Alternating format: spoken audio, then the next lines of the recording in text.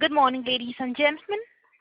Welcome to the Q4 FY22 results conference call of Welspun Corp Limited, hosted by Emkay Global Financial Services. As a reminder, all participant lines will be in the listen-only mode, and there will be an opportunity for you to ask questions at the end of today's presentation. Should you need assistance during the conference call, please signal an operator by pressing star then 0 on your touch-tone phone. Please note that this conference is being recorded. I now hand the conference over to Mr. Abhineet Anand from Emkay Global Financial Services. Thank you, and over to you, sir. Thanks, Lizanne. I am Abhineet Anand. Let me first thank the management of MK of Welspun Corp for giving us this opportunity to host the call. I will hand over to Mr. Abhinandan Singh, Head Group Investor Relations. Over to you, sir. Thanks and good morning, everyone. On behalf of Welspun Corp Limited, I welcome all of you to the company's Q4 and full year FY 2022 earnings conference call. We have with us today Mr. Vipul Mathur, Managing Director and CEO, and Mr. Percy Birdy, Chief Financial Officer of Welspun Corp Limited. Along with us, we also have Gaurav Ajjan, who heads Investor Relations for Welspun Corp Limited. We will, as usual, start this forum with opening remarks by Mr. Vipul Mathur, and after that, the floor will be open for your questions. Should you have any queries that remain unanswered post today's earnings call, you can reach out to either Gaurav or myself. Our coordinates are available both on the website, on the press release as well as our website. With that, let me hand over the floor to Mr. Vipul Mathur, MD and CEO, Welspun Corp. Over to you. Thank you. Good morning, everyone. Thank you very much for taking time out today on Monday morning. Welcome to our Q4 and FY22 conference call. First, let me take you through the key highlights of our operational and financial performance during the quarter ended 31st March 2022. Please note that in line with the accounting standards, all prior figures, including the year ended March 31st, 2021, have been reinstated after consolidation of our demerged steel undertaking of WSL and WSSL. Some of the key highlights are: we have won the single largest order valued at 5,000 crore rupees plus for supply of pipes in the US market. Our current order book stands at close to 925,000 tons at the start of this year, with an active bid book of 1.2 million tons.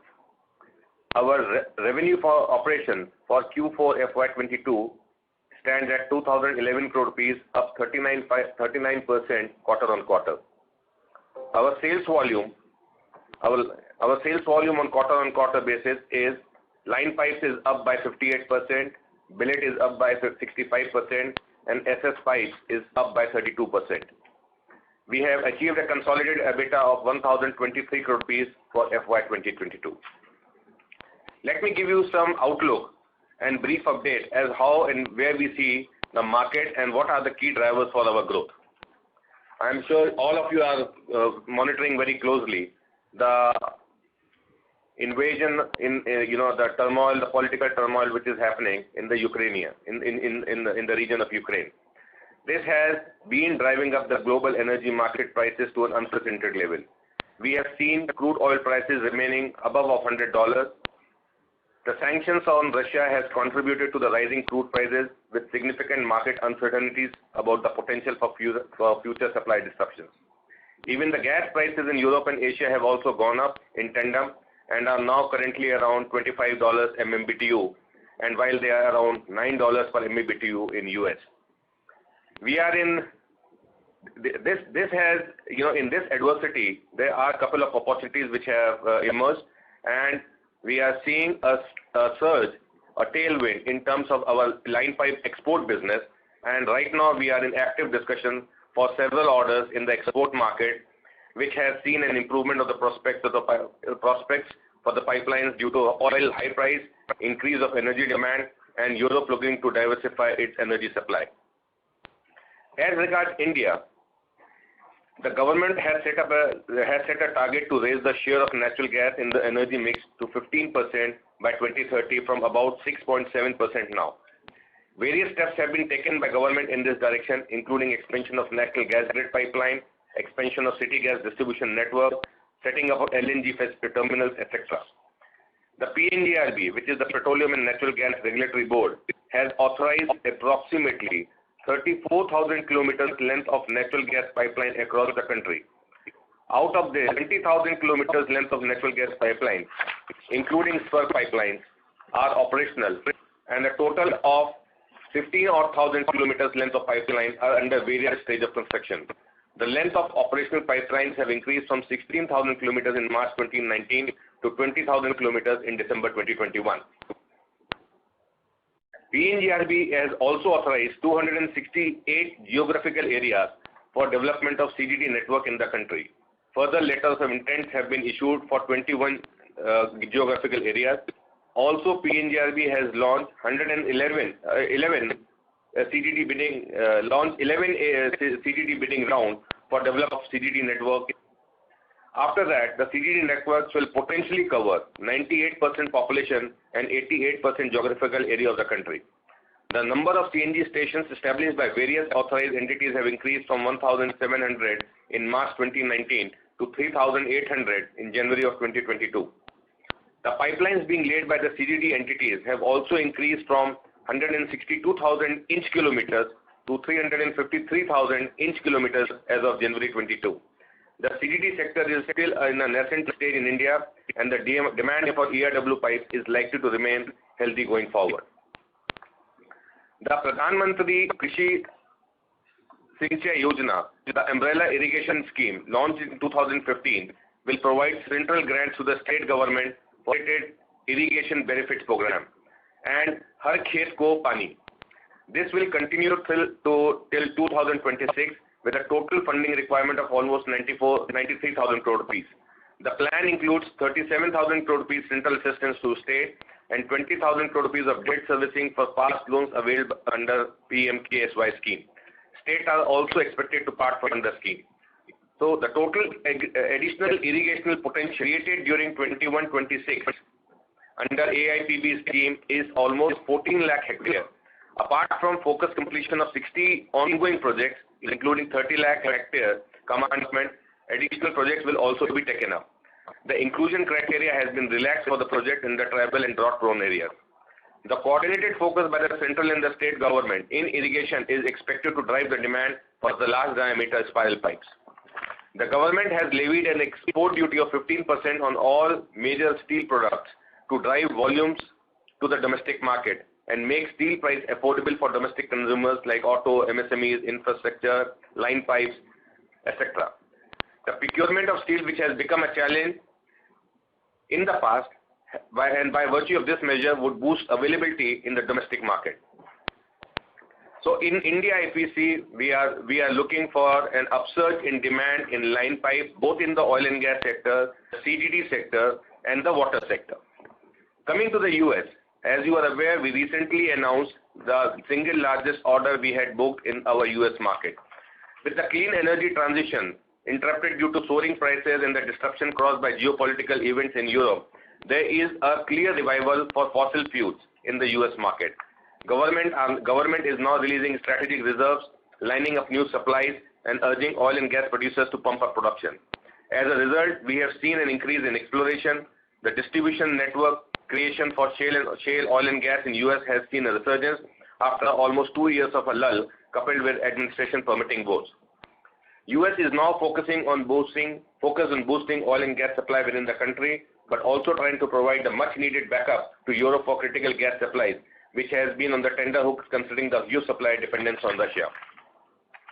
We have seen Permian oil and gas in US a big gainer in terms of its contribution in this resurgence. Oil excavation in the West Texas Basin has shot up upwards of almost 5.2 billion barrels a day, thereby creating a need to evacuate both oil and gas through some potential long-distance large diameter pipelines. As I said earlier, we recently announced winning of the single largest order in the history of supply of pipes valued at 5,000 crore rupees plus in the US. This order is for supply of almost 325,000 tons of large diameter coated pipes for transporting natural gas from Permian Basin to Houston. The pipes for this order will be produced from our Little Rock plant in the US, and the same will be executed over a period of 12 months commencing H2 of FY2023. This large new order from the US comes on the back of another win we have announced in April 22 of a 26,000 tons order from a long-standing customer in North America. Saudi. With the surging oil pricing, we are confident that the further opportunities will arise both in the oil and gas sector. Also, water continues to be their key focus area, and we are seeing a huge demand coming up in this sector as well. Saudi Aramco aims to boost its capex from $40 billion to $50 billion in 2022, with further growth expected until around the middle of the decade. Capex in 2021 was almost close to $32 billion, an increase of 18% over 2020. It plans to raise crude oil maximum sustainable capacity to 13 million barrels a day by 2027 and want to boost gas production by more than 50% by 2030. Saudi Arabia is also planning to partner with private sector to deliver 3,500 kilometers of new water transmission pipelines that will distribute more than 4 million cubic meters per day of desalinated water and will require a total investment of almost $16 billion. The projects are the first water transmission PPP project in the Middle East and will be the first water transmission scheme globally to be tendered as separate concession contract without being bundled along with the water supply.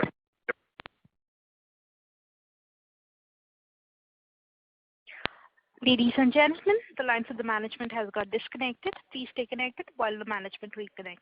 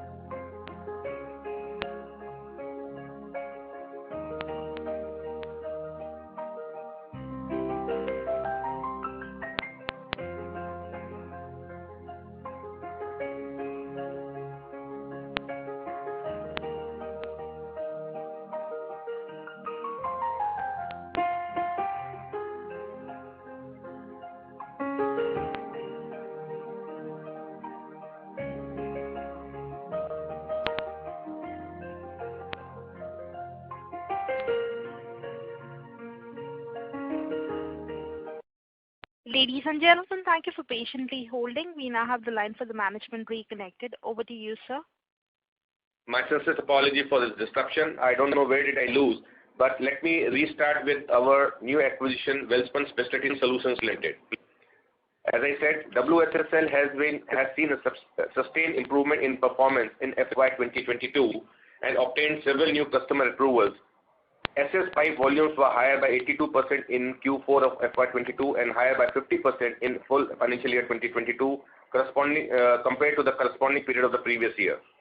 The company restarted its steel melting operations during Q3 FY22, which has helped mitigate challenges being faced in raw material procurement and hurdles in logistics. WSSL continues to win orders both in domestic and export market. In addition, it continues to reap benefit out of country's Make in India indigenization projects with several private and PSU companies. Increasingly, customers are preferring to source locally, which is favorable for the country and the company. During the quarter, WSSL successfully executed 1. Completed the development and manufacturing of SS347H grade short peen pipes. It's a very high value-added product. Established extrusion and cold finishing for super duplex stainless steel tubes and dispatched its first order. Manufactured 6-inch diameter pipe with stringent acceptance criteria for a critical nuclear power plant project. We also entered into another niche market segment by successfully executing first lot of heat exchanger tubes in SS317L grade, again a very highly value-added product. and delivered the first order for a prominent company in the fertilizer industry. So we are now making our presence felt across the spectrum where these SS pipes are being used. I would also like to take this opportunity to give you on the few business updates apart from the business. 1. Dividend. The board has recommended a final dividend of rupees 5 per share for FY22, which will be paid immediately after the AGM. During Q2 FY22, the company paid a dividend of 130 crore rupees. The dividend amount declared per share for FY21 was 100% of face value at 5 rupees per share. The corporate tax rate. And just to add, it is the third year in consecution that the company is paying in excess of 100% dividend. Second, corporate tax rate. The company has fully utilized its existing tax credits in FY21 and has switched to the new corporate tax rate of 25.17% in FY22 from 35% in India. IPO.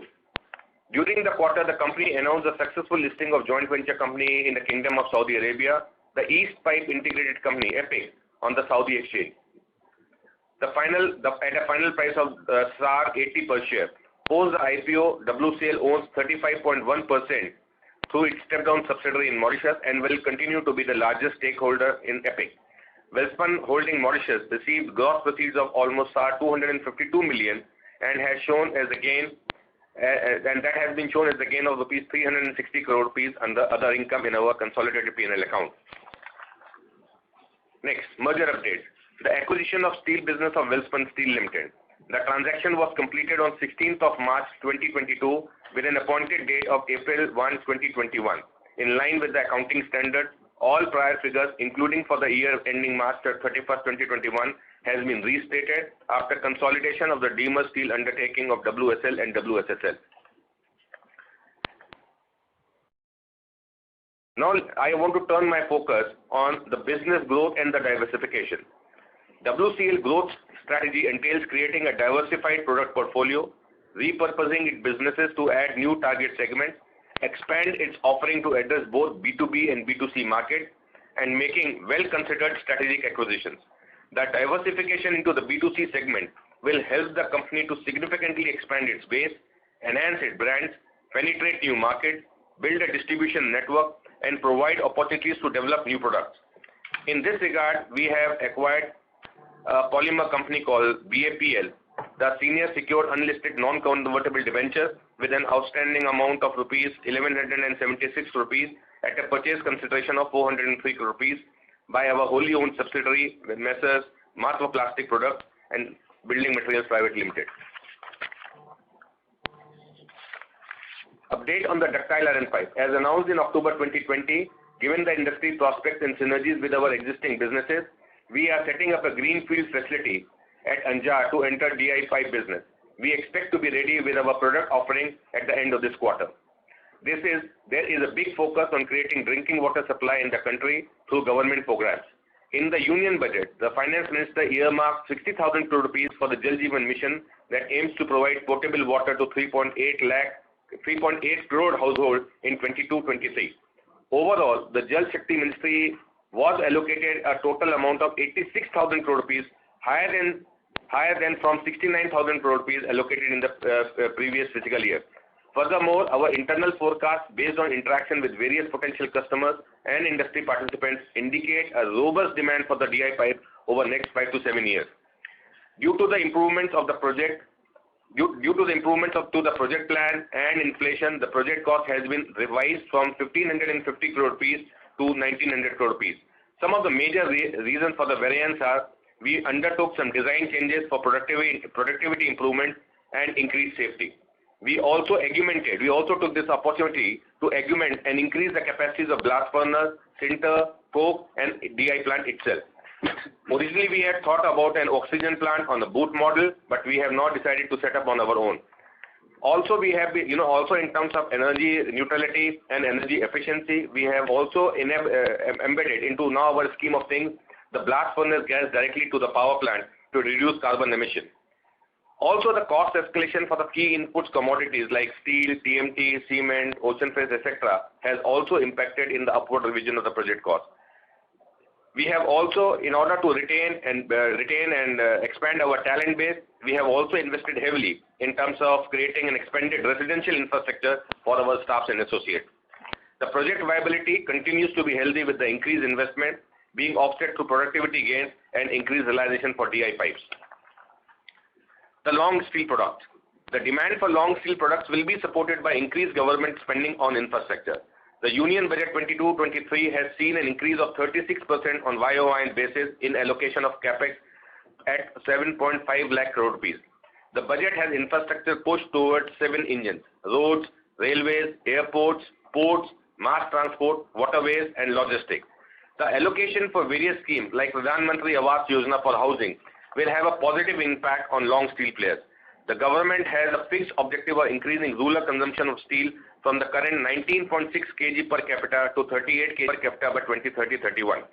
Our forward integration plant of setting up a TMT bar plant at Anjar with a capacity of 350,000 tons is on track, and we expect to begin the commercial operations by July of 2022. I also want to take this opportunity that the efforts which the company is doing in terms of sustainability and towards the ESG initiatives. During the year, we have taken several ESG interventions aligned with the global ESG standards. WCL was ranked 13th among the 41 companies included and at a 68th percentile in S&P Global DJCI Index. Our key focus areas moving forward are the management of greenhouse inventory, the task force on climate-related financial disclosures. We have significantly improved our governance structures, including we have created an ESG committee at the board level. We have separated the role of board chairperson and managing directors. We have fully independent audit committees and NRCs. We have expanded the scope of stakeholder relationship committees. We have appointed a lead independent director to strengthen board structure. Apart from that, there has been a serious and very focused approach in terms of ethics and compliance, strengthening of our supply chain, and highest level of transparency and disclosure. I am sure that all these initiatives are the key expectations by all our investors, and we are absolutely on track in terms of meeting that. With this, I would like to conclude my opening remarks. We'll be happy to take any questions. I open the floor for the questions, please. Thank you. Thank you. Ladies and gentlemen, we will now begin with the question and answer session. Anyone wishing to ask a question may please press star and 1 on your touchtone telephone. If you wish to remove yourself from the question queue, you may press star and 2. Participants are requested to use handsets while asking a question. Ladies and gentlemen, we will wait for a moment while the question queue assembles.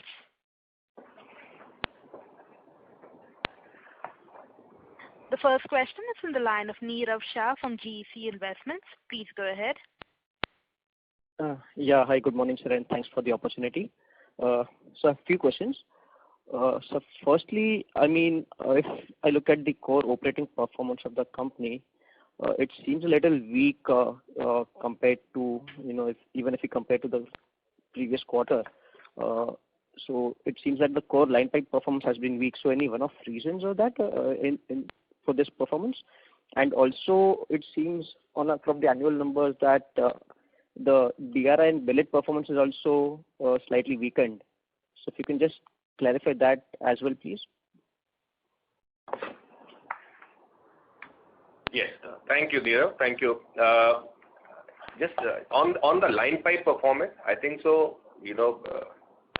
I would not say the performance has been weak. I think so. It has been more or less stable. I think so there were a couple of factors which has impacted.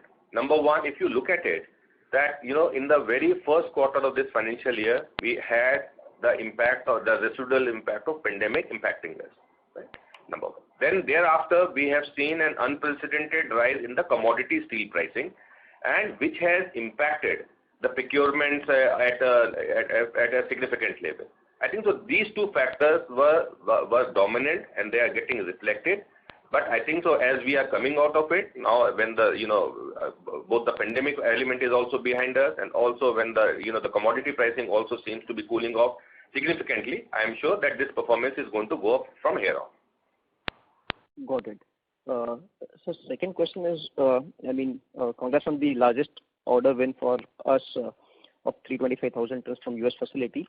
And since this is a large dia order, does it mean that now at least for the next 3-4 quarters our only inflows will be from the HF ERW segment, and as we are largely booked on the HSAW segment? That's absolutely correct assumption. I think so. With the largest order what we have at this point in time, we would be booked till at least the third quarter of the next financial year. If not, and I'm sure there are multiple opportunities which are also getting further created out there, which will see a continued engagement in the US market for the next couple of years. As I was telling in my opening call, that we are seeing a complete resurgence in the US market at this point in time. In my previous calls, investor calls, I have always mentioned and maintained that it is all in the second half of this year we will see the resurgence, and we are seeing that, and very clearly it is getting reflected by the order book what we have at this point in time. This is bound to stay for a long time. Now coming back to the HFIW, the way we are seeing the government is significantly focusing and encouraging for enhanced drilling, right? And that would mean that there would be more wells which will be drilled, more oil which will be produced, more oil which will need to be transported, more oil, gas will be coming out, and more gas need to be evacuated. So we will see an upsurge in the whole value chain in times to come in the US market. And our next focus will be to build a robust order book around our HFIW business now, with the large diameter pipes business completely booked. So now it seems more sustainable, like what we did 3 years back. Where we had a very solid year for our US operations, and we were doing, say, around 4 lakh tons a year. So we can do that, say, that momentum can come from, say, FY24 onwards.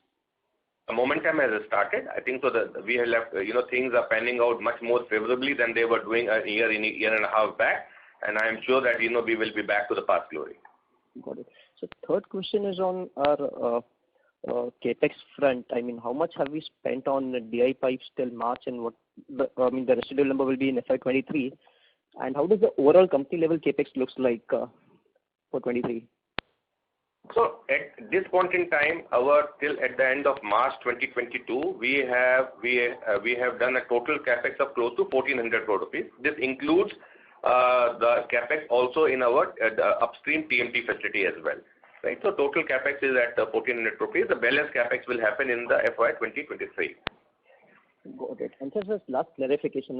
We purchased the NCDs of Syntex BAPL. So is that initial outgo of around 3.9 billion part of our FY22 balance sheet? And second question relating is, what's the strategy, medium-term strategy at Syntex? How much will we need to invest over there? And just your medium-term strategy, how do you perceive this acquisition over a 3 to 5 year period? Answer to your first question is yes, that's a part of our balance sheet, number one. Moving forward, our strategy for Syntex is very clear. See, at the end, we are very clear to have a significant presence felt in our B2C segment. This is one of the platform which we are contemplating to use. As you know, that company has more than 900 distributors and 13,000 retailers. So, and it's a pan-India brand. And it is our intent to, to significantly leverage our B2C foray. And that is why we are focused on this particular company. Got it. So I have few more questions, but I'll be back in the queue, sir. Thank you, sir, and all the best. Thank you. Thank you. The next question is from the line of Sailesh Raja from B&K Securities. Please go ahead.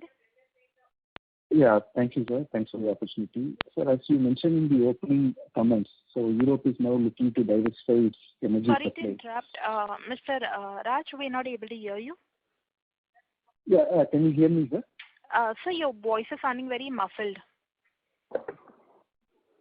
Yeah, can you hear now? Much better. Thank you.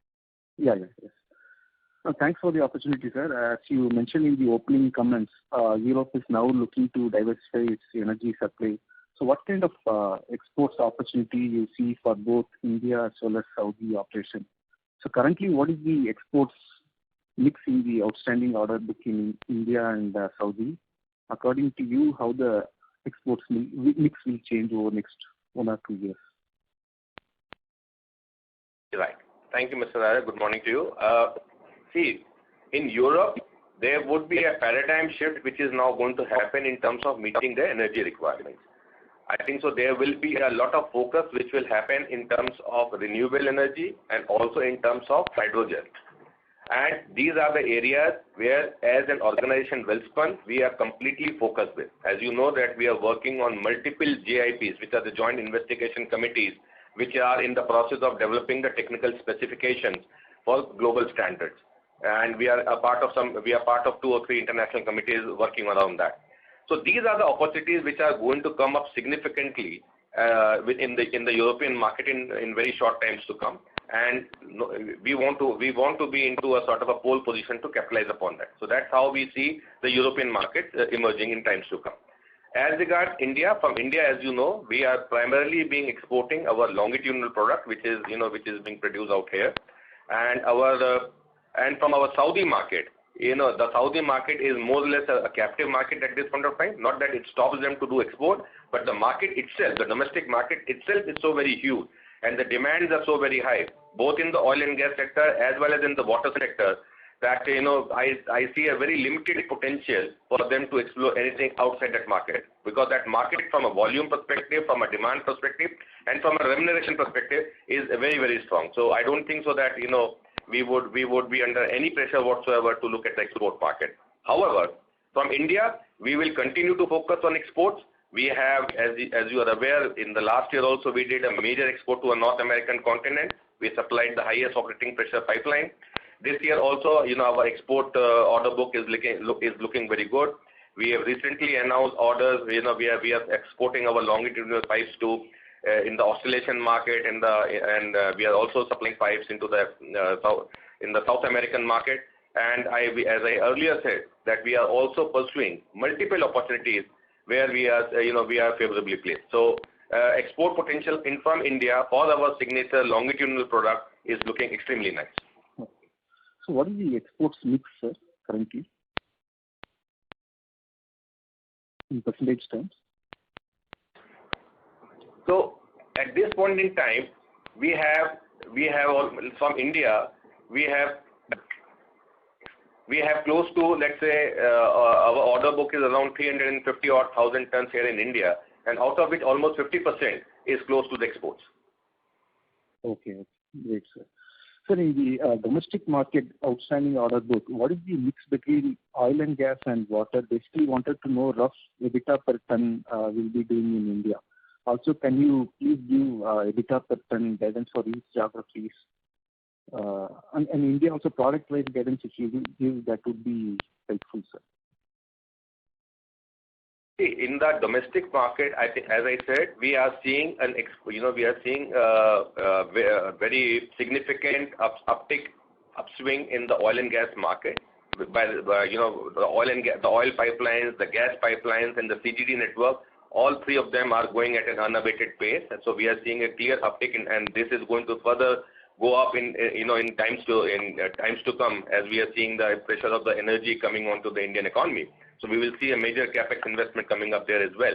So I am very, very buoyant about the oil and gas market in India, number one. As regards water sector, I think that the water sector has taken a little bit of a beating in the last 1.5 years, because of the, water is basically a state subject, and the states were more focused in terms of addressing the pandemic. Once the pandemic got over, the commodity pricing, they were at an unprecedented high level, which were making all these products completely commercially unviable. Now, with the tapering of the commodity pricing, as what we have seen in the last 15 days to 3 weeks' time, we are seeing a complete resurgence in this water sector also, and that is now also going to play a significant role. It has always played a significant role in terms of our balance sheet, in our profitability, but last year, it has an impact. But this year, as the commodity pricings are settling down, we are seeing that, this will also have a major play. So in India, both in terms of volumes and both in terms of earnings, we are seeing that there will be a growth which is going to come up. Coming to your second question, we do not generally give any guidance around our earnings. However, and on average, we have always seen that our India business is always getting close to 10,000 rupees per ton EBITDA guidance, we have always been able to maintain. And this is nothing else, but if you see our past 5-7 years data, it will give you a clear reflection around that. So I am sure that it is only going to go up from here, not down. Okay. Thank you, sir. And sir, both DI and DMP we are going to commission from 2Q FY23. By when do you think we can fill the capacity with, and also with higher project cost, what is the payback you are expecting from these two projects? See, the product for both of them would come sometimes by the end of this quarter, early next quarter. The product offering will start coming to the market. But I think so the continued sustained operation, the impact of that operations, and you would feel in the H2 of this particular financial year. So and there is definitely a clear pull into the market.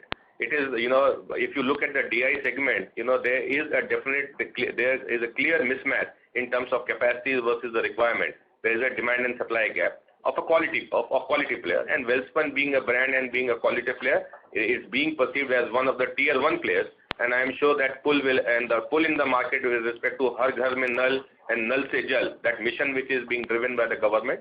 I think so that is a big enough a pull for a sustained operation for our DI business.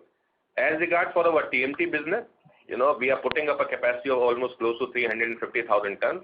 We are in Gujarat. We are a brand in Gujarat. Welspun is a brand in Gujarat. The market itself is more than 2.5 million tons. There is a huge push on the infrastructure, and I am sure that we will be able to create our own niche, our own space in selling of this capacity. Okay. So one last question.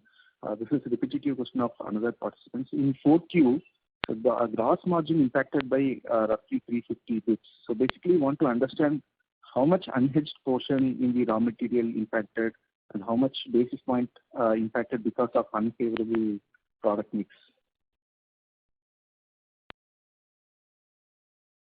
I think it is. See, as you know, this we are this quarter was almost the more dominant was a B2B play, and the product mix also plays a major role at in our earnings, and that has been one of the key reasons that we have always we have been now focusing in diversifying our product mix so that about any uncertainty is eliminated, and we bring predictability to our earnings, and that is why we are pouring into more commodities. We are pouring into the B2C market in order to mitigate such a risk. But in quarter 4, I think so it was more driven by the product mix what we have. Okay. Sir, in that case, any pricing pressure witnessed in the oil and gas line pipe, sir, in domestic or export market? I'm sorry? Any pricing pressure witnessed in oil and gas line pipe in domestic or export market? I am seeing a delivery pressure. People want deliveries yesterday. We are seeing a production pressure. Everyone wants to execute a project yesterday. And I think so that is the pull which is getting created into the market because of this high pricing and high demand. And this demand is now further going to go up. So, I am not seeing any pricing pressure. Rather, I am seeing, they want, the service pressure that people want to execute projects at a much faster pace and be into the game. So I think so that is where the bigger question lies, and that is what we really need to augment. That is where we will have to work around, and without any, we will have to further augment our product offering and speed. I'm not seeing any pressure on the pricing side of it. Yeah, great, sir. Thank you, sir. Thank you. Thank you. The next question is from the line of Vikas Singh from Phillip Capital. Please go ahead. Good morning, sir. Good morning, Vikas. Hi. Sir, I just want to understand our steel business which we have purchased. It seems that they are actually not making much of the EBITDA level profits, and the utilization has also been pretty low. So just wanted to understand your thought process by when we can expect these to turn around and ramp up. Right. Because I think so the steel business per se has been impacted both by the demand as well as the high commodity pricing, right? And this is what we have seen in the last year, in the last financial year. We are number one. Number two, we are now improvising on our value proposition. What we were still now selling was an intermediary product, which was difficult to sell into a market. Now, that is one of our key reasons for investment into upstream facility of TMT pipes. It is much easier, better to sell a finished product rather than intermediary product. That is where we have calibrated our strategy. And I think so now with the commodity pricing settling down, the markets, the markets are also coming into full gung-ho mode. I think so you will see that this pressure will slowly and gradually get away from it, number one. Number two, when you merge a company, it takes its own time in terms of amalgamation, bringing the changes, and all these companies need to be incubated. I think so there is a significant time and energy which is being invested in terms of incubating these companies, and I am sure they, as they will become the core to the Welspun Corp growth story, you will see their complete resurgence in time to come. Just give us a time and it will be there. Understood, sir. Sir, in terms of your strategy of going to B2C segments and entering into pipe space, just wanted to understand what are all the related business which we are targeting. If I may like to get a broad view, is exactly what management is looking from 3 to 5 years kind of the growth perspective in this B2C segment? I think so. See, because we have already articulated and created a position what we want to do in B2C at this point in time. If you look, we were purely a B2B player making large diameter pipes, right? We were only a pipe player. Now we will be producing billets, we will be producing TMT, we will be producing SS alloy, we will be producing SS pipe, and we will be producing pig iron, we will be producing DI pipes. And we are also actively looking at this BAPL, so we want to bring our polymer business into play, and correspondingly to that polymer business is the plastic pipe business. I think so we have more or less articulated our strategy, put it into an action, and at this point of time, we are completely focused in terms of bringing them under one fold, augmenting them, incubating them, and scale them up. I think so that is what our focus is going to be over the next 2 years' time. And before that, we are not going to think any forward or any other integrations or any other acquisition. I think so this itself is good enough on our plate, and this is what we would like to do at this point in time. So at this point of time, this would be our business mix. Basically, because I was a little bit concerned in 8-10 years back, we again had a good cash flows and we invested a lot of money in the other businesses, which didn't turn out to be very well for us. So just wanted to understand that we would this time would be more constrained in terms of our choice and more likelihood to be the near about core business only and not something else. Absolutely. And these are absolutely well thought out strategies. If you see in each and every product, as I mentioned to you, there is a significant pull into the market. It is, it is not that, we are trying to create a market for itself. There is a market which is existing. There is a brand which is existing. We only would have to ride that wave and we have to do it absolutely correctly. And that is what we would like to do at this point in time. Understood. So just one more question about our TMT and DI business. We would be commissioning in 2Q, but just wanted to understand the approvals, if any, it is required, and basically, and how much time it would take before we actually start getting orders and executing in the market, especially in the DI pipe segment.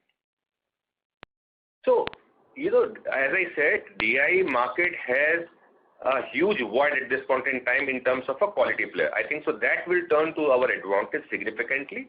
Our product offering should start coming up, sometimes in end June, early July. That is the way it looks to us very clearly. And I think so from an approval perspective, we have initiated all necessary steps what are required to get those necessary approvals.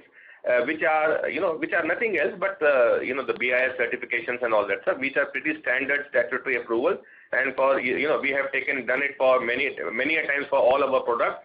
So I don't see that as a great challenge. Number one. More than importantly, we are also focused on exports, and we being at the port, and export is also a big and a huge and a lucrative market, and that also we will be eyeing very quickly. So these are the two areas, both domestic, where there is a significant pull which is going to come, and that will accelerate our process in terms of settling down, and export, which has been our core strength of Welspun Corp. So we will be leveraging that strength as well. So the hybrid model of these two, I am sure that will bring significant value on the table. Understood, sir. And sir, our pending capex, what is the pending capex which should be incurring in FY23? I think so it should be close to, we will be close to looking at something like 600 odd crore rupees, and that will get completed, let's say in this particular quarter let's say in H1, it will all be completed. Understood, sir. Thank you for answering my question, sir, and all the best for future. Thank you, Vikas. Thank you. The next question is from the line of Ravi Sundaram from Sundaram family. Please go ahead. Okay, thank you for the opportunity, sir. Good morning. I have two questions. Good morning, Ravi. First question is on the Syntex potential acquisition. So I think in our guidance and announcements, and we have been saying we are close to acquiring that, but we have only acquired the debt portion of it right now, right? So how will it translate into a line of business for us, and when will it start contributing in terms of revenue? So it's a work in progress, Ravi, at this point in time. There is a very clear-cut roadmap which we have articulated around that. We are progressing well on that particular roadmap. My sense would be that within the H1 of this year, H1 of this quarter, we should have much more significant play into this particular business. And there are all the efforts which are being done in that particular direction, and we are keeping our finger crossed around that. Okay. Sir, Syntex PAPL is a beautiful asset, but would you have competition who's trying to vie with you to compete for that asset? It's pretty natural in an open economy like that. It is bound to happen, and it is there. It will be there, but and we are completely mindful of that aspect. We are watching it very, very closely, but we stay on track on this, Ravi. Okay. Thank you, sir. My second question is on DI pipes. So just want to get a sense, because usually DI pipes, right, my understanding is it takes some time before a large order is awarded by the government agency. I understand you're looking at exports business also. If we look at, let's say, something like a little closer towards the end of this year kind of time frame, financial year, what kind of utilization can we think of here? See, it's a business which takes its time down. I think so. There is no denying around that, right? It is not that it is a plug and play business. No, it is not. It takes its own time in terms of settling down. But what I'm saying, Ravi, is that there is a huge demand, which is now a huge pull, which is there in the market. If you see in the recent 2 or 3 weeks, the announcements being made by the government of Rajasthan, the government of Madhya Pradesh, the government in Gujarat, and the government in Punjab and Haryana and Chhattisgarh, the demand what they are projecting and they have come out, I think so that is clearly indicating that there is a huge potential which is lying there. It is all up to us in terms of how quickly we can stabilize and how quickly we can get into the market. That's something which we will have to work on. That's a work to be done on the internal side of it. I have a beautiful team of people, professionals and technocrats which are there with us, and I'm very, very confident that our stabilization time, which will be much faster at this point, much faster in comparison to the industry peers, and we are all very excited to leverage this opportunity as it is offering us on the table. Okay. Yeah. I think that was very helpful, sir. Thank you very much, and all the very best. Thank you, Ravi. Thank you. The next question is from the line of Siddharth Shah from MK Ventures. Please go ahead. Yeah. Thanks for the opportunity, sir. So my question again is on the Q4 numbers. So I can see that there is a huge surge in volumes in Q4 compared to Q3, but still the EBITDA is lower. So could you help us understand what kind of EBITDA per ton we made in India business and US business in this quarter compared to last quarter? Siddharth, good morning. Good question. As I said earlier, the EBITDA in a particular quarter in our pipe business is a factor of the product mix what you are producing. In the fourth quarter, I think so the product mix probably was not as favorable as it would have been in Q3 or the earlier quarter, and may not and could be very different in the subsequent quarter. So it is only getting a reflection of that. Number one. Number two is there was hardly any production at the US entity at that point of time, so that is not contributing to that. And that also, as I said, it is changing, and it will change significantly as we move forward in subsequent quarters. So I think so when we look at this pipe business, I think so we don't have to see on a quarter-on-quarter basis. Probably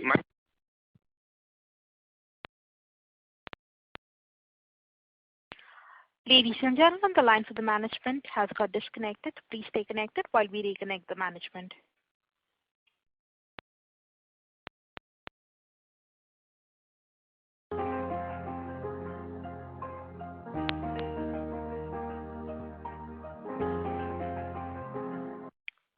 Ladies and gentlemen, thank you for patiently holding. We now have the line for the management reconnected. Over to you, sir. Thank you. Siddharth, I am sorry, I don't know where did I lose you, but I was saying that in a pipe business, looking at on a quarter-on-quarter basis may not be a right way of doing it. Probably, we should look it on a half-yearly basis or a yearly basis. And if you look at it, I think so our performance across on a year-on-year basis have been fairly consistent, both in terms of volume as well as in terms of our EBITDA per ton. There was a little bit of a dip in the volumes in this financial year because the US did not perform well. But that's not the case anymore. Now the US is coming back with a full bang, and you will see that our historical performance and historical earnings will completely be reestablished and would be in place. So I understand, sir. I appreciate. Only thing I wanted to understand is US business, I understand, would have contributed negatively to EBITDA probably this quarter because there were no orders, and rightly so. But India business also saw a significant decline in EBITDA per ton. Is it anything to do with the steel price surge or anything like that, or is it just normal course of business? No, as you know, steel is something which is always hedged in our business. We never keep steel open, ever. So steel has no impact whatsoever on our India pipe business. However, it was the product mix in which which created this issue, and also the utilization factor of a plant. As I said, our utilization factors around our plants was low because the water business, the volume part of the business was missing, and that is what is going to get corrected in subsequent quarters to come. Sure. Okay. My second question is on the US order. You got a large order in US, but in past the margins in the US business have varied from say $100 to $250. So can you just give some kind of guidance what end of the range we can, what kind of margins we can expect in the US, especially for the large order? See, I would suggest that our US business, whenever we are into business there, our margins have been extremely well there. Barring one year in 2015-16 when we had a situation where the margins were low, but other than that, the margins in the US business has always been consistent. I think so we will be able to maintain that particular momentum. And I'm not by virtue of a guidance, but generally a back of the palm working, I would suggest that in our US business, we have always seen that we get something like close to $200 EBITDA and all that stuff. We have always spoken about that, and I am sure that in times to come also we should be able to meet or if not exceed these margins. Sure, so that's very helpful. And so the last question is on the capex part. So the DI pipes capex has been increased to 900 crores plus soft cost. So out of that, 300 crores or something is already spent, and 600 is yet to be spent in the current financial year. Fair point. That's correct. And sir, what are the other parts? Like what other things? What other capexes are we expecting in FY23? Nothing other than maintenance capex. Which is a routine maintenance. Other than the routine maintenance capex, I don't think so there is any other capex. As you know, our capex for the only capex is happening in the DI and the TMT side of it. So how much capex is pending on the TMT side, and anything further you plan to infuse in the Syntex acquisition for working capital or for anything else? My guess is that the TMT capex will be close to 100 odd crore rupees at this point in time. That's the balance capex in TMT, and when I say 600 crore rupees the total capex, it includes that 100 crore rupees of TMT as well. So I'm talking both in terms of DI as well as TMT. So that's the total capex which will be done. And coming back to Syntex, we are still, that's a work in progress. We are in touch with various stakeholders, various market entities, and we'll have to work around that. So, but I can only assure you that it is well under control. It is going to be a nice acquisition. If at the end and if things come our way as we are planning it, it is going to create an intrinsic value for the company. Okay, great. Thank you so much, sir. All the best. Thank you. Thank you. The next question is on the line of Dharma Venkatesan, an individual investor. Please go ahead. Hi, sir. Good morning. Yeah, good morning, Mr. Venkatesan.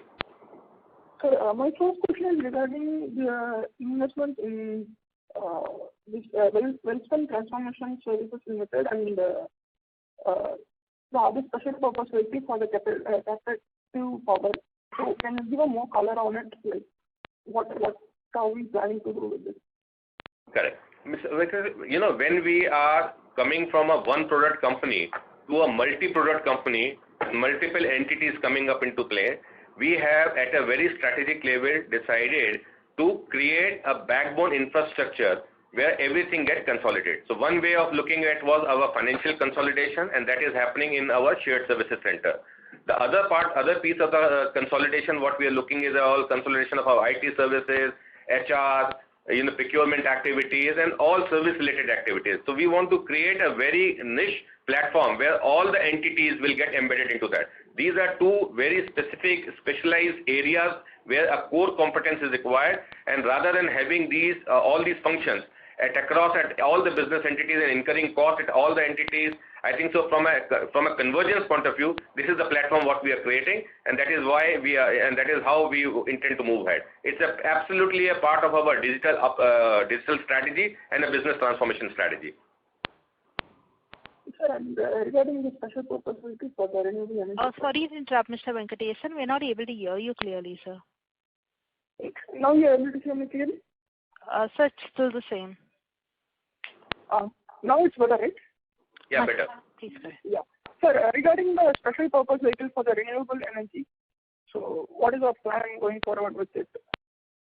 See, we are, as I mentioned in my opening remark, we are committed to our ESG goals, and in our ESG goals, we have outlined, some energy-related initiatives to be done. They are part and parcel of that. I think we are moving a component of our business to renewable energies portfolio, and it is in that particular direction all these efforts are being made. I think so. Right at this point in time, it's a work in. We have just conceived a particular idea.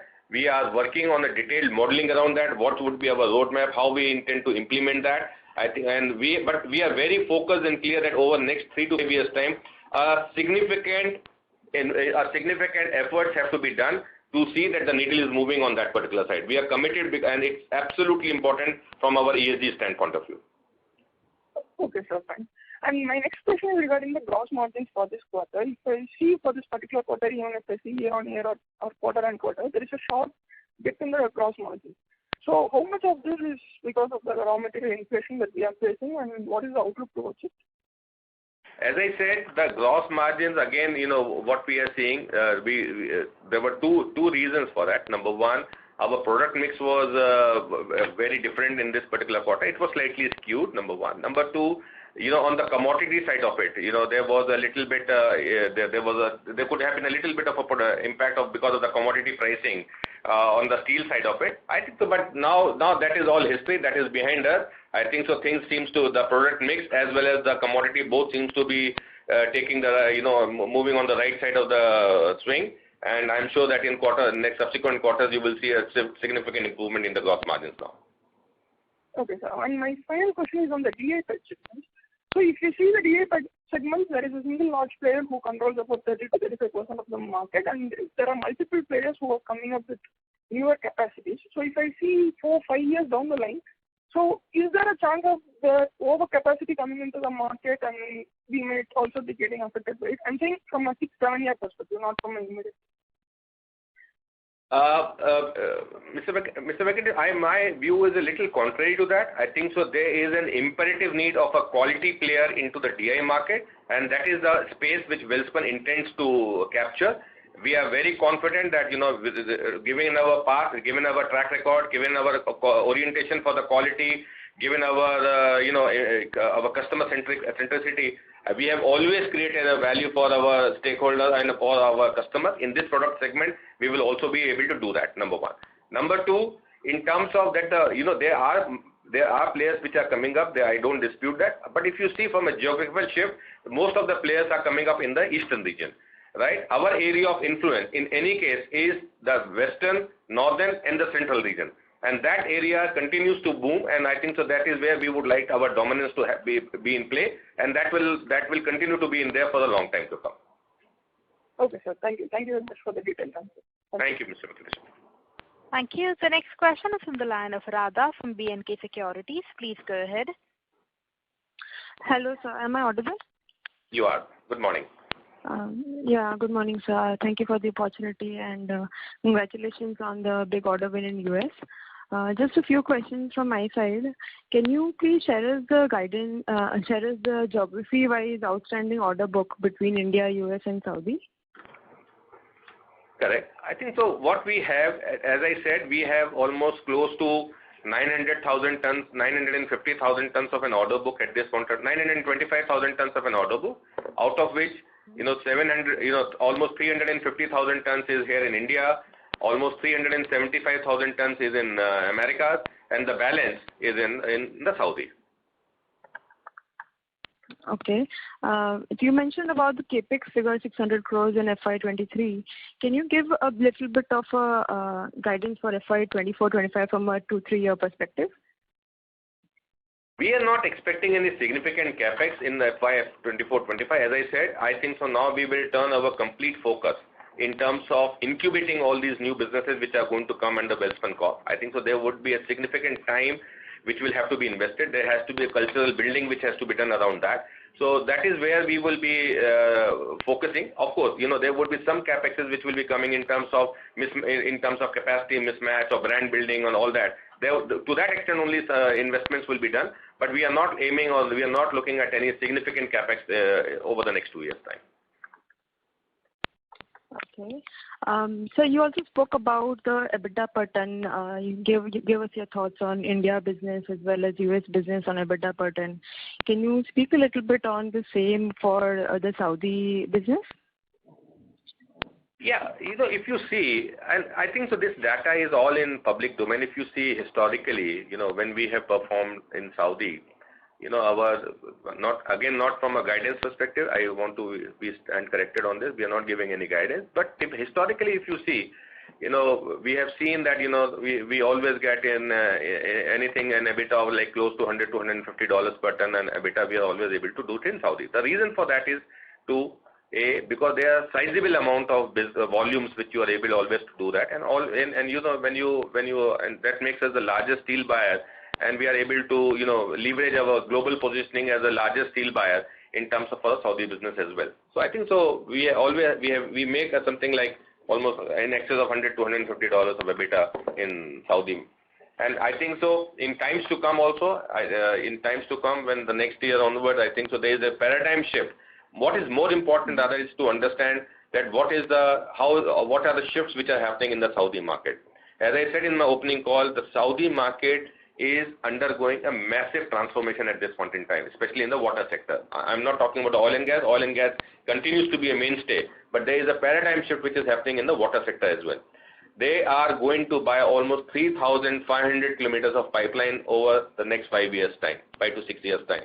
They are committed to invest more than $16 billion in their water infrastructure segment. And being one of the largest players in the Saudi market, I think so we will have a role to play. Their modality of buying is slightly undergoing a change. Earlier the government was buying it and giving it as a free issue. Now we are seeing that shift happening more on a PPP model.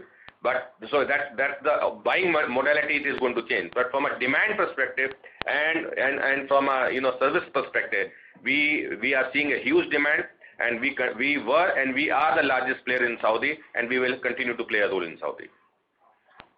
Okay, that's very good to hear. So from the Saudi IPO proceeds that we recently had, on a net basis, how much will the Indian entity receive? I guess it will be close to 300 odd crore rupees. Post-tax. Post-tax. Yeah. Okay. Just my last question, sir. The DI and the TMT projects that are expected to be commissioned this year. So how much total depreciation can we expect just from these two projects? Can it be about an increase of about 100 crores from these, or can you just give us some figure around that? I will have to circle back to you on that, rather. Will that be okay with you, please? Yeah, sure. Definitely. Thank you for answering all my questions. Thank you, and all the best to you, sir. Thank you. Appreciate it. Thank you. The next question is from the line of Anurag Patil from Roha Asset Managers. Please go ahead. Thank you for the opportunity.